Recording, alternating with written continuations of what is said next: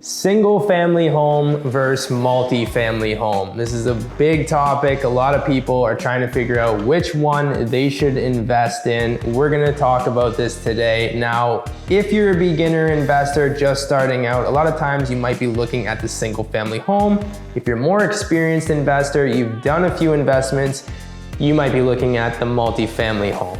Now, there are risks, there are pros, there are cons. Now, on the single family home, one of the things here is the rent. When you're renting out that property, if it is vacant, you are floating the whole bill. Multifamily home, you have multiple rents going, so if you have one vacancy, it doesn't hurt as much because the others are helping float the bill. So that's one really important thing when you're looking at these. When you're buying an investment property, if you don't have a big reserve fund, then you need to factor these things in. When you're looking at the difference between single family and small multifamily, it's not that one is better than the other. When you're looking at single family, when the going is good, it can be really good. You can rent out their single family home to one family that is stable, reliable, takes care of their own garbage, pays their rent on time, takes good care of the property. You might even forget that you even have this property and you're just receiving a check every month, paying your bills while your property is appreciating. It's great.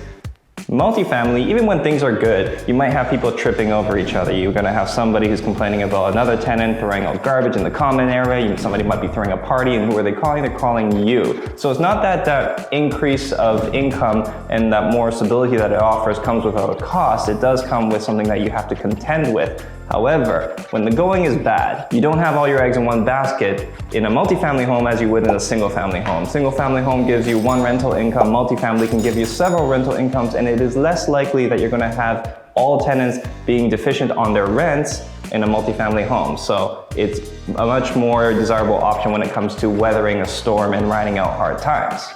It's true. We've invested in single family homes. We've invested in duplexes, triplexes, multi-units. We've done all of this, and it does change your expenses when Andrew's talking about management. With a single family home, you might not need a property manager. That tenant could be long-term. They're taking care of it just like it's actually their home, and you're not gonna have as much stress. So that's definitely a really important thing when you're weighing out your options. Now, there are a few things that you want to consider here, such as when acquiring a single family versus a multifamily, there are some benefits and there are some difficulties that come with this acquisition. For example, single family homes, you're going to have to answer some questions like, one, are you moving into the property or is this for investment? And the criteria for qualifying for these properties based on those answers are going to be a little bit different.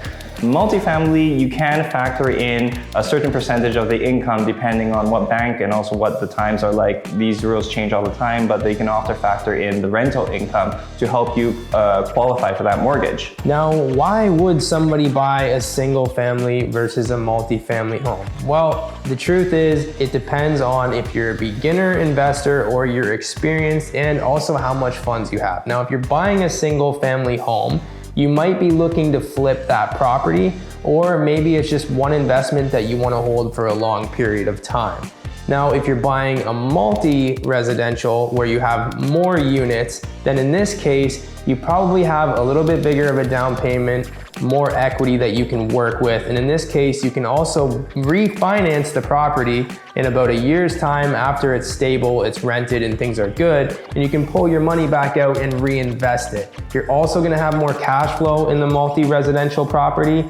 So these are definitely things that you should consider. Now, the other thing that people are usually considering when valuing a single family home versus a multifamily home is whether they're more interested in cash flow or appreciation. You see, the difference is that when you're buying a single family or even a duplex, and maybe we're gonna cap it off at just the duplex, is that you open up the resale market to the single family home buying population, which means you're not just narrowing it into investors. Pretty much anybody who's going to look at a triplex, fourplex, fiveplex is going to be a real estate investor, and they're obviously looking at the numbers. They're not necessarily going to be looking at all the tip-top quality of the property. There's certain things that you want to be quality, but ultimately the numbers have to make sense. Now, when you're selling a single family home or a duplex, you can actually target people who are making a purchase of passion. And what I mean by that is that they are buying something based on emotion and not just the numbers. And that has value on its own, and that can actually boost your property value. So these are all things that we think you should consider when you're deciding to buy a single family home versus a multifamily investment property. Now, with that being said, we'd like to know, what would you prefer to buy? Let us know in the comments below. And don't forget guys, like this video, subscribe, share it with your friends, and we'll see you guys next time.